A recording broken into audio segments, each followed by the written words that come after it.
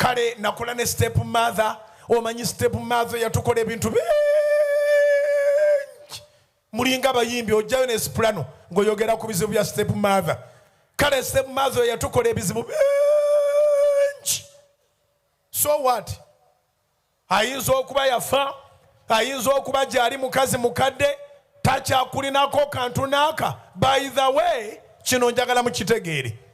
Ewaffe Masaka bagamba nti kyerabirwa mugambi nego bakigamba teyeerabira. Amakulu gaakyo nti yakukola byogenda obonaabona nabyo ye yabiva nako dda. Abamu abakuloga beerabira nti bakuloga. Abamu abakulemesa ekyemisana beerabira nti bakulemesaako ekyemisana. Abamu abakulemesa omulimu beerabira dda. Bogwe mulimu gwabwe balemesa buli muntu kati be yakalemesa bangi nnyo takujjukira. Naye ate gwe okyazunga nakyo.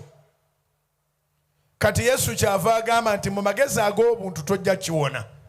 Jangu gye ndi gwakooye era zitoowereddwa nkikutikule otambule ng'oli wa ddembe.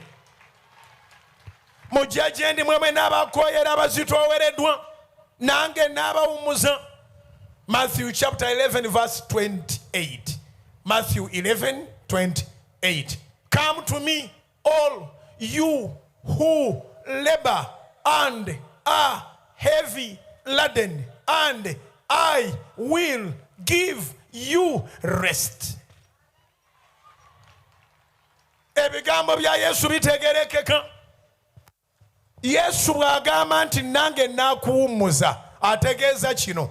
Okole business empya nge oyina emirembe tolowooza bikadde. Obere n'amaka amapya ng'oyina emirembe tolowooza ku makadde.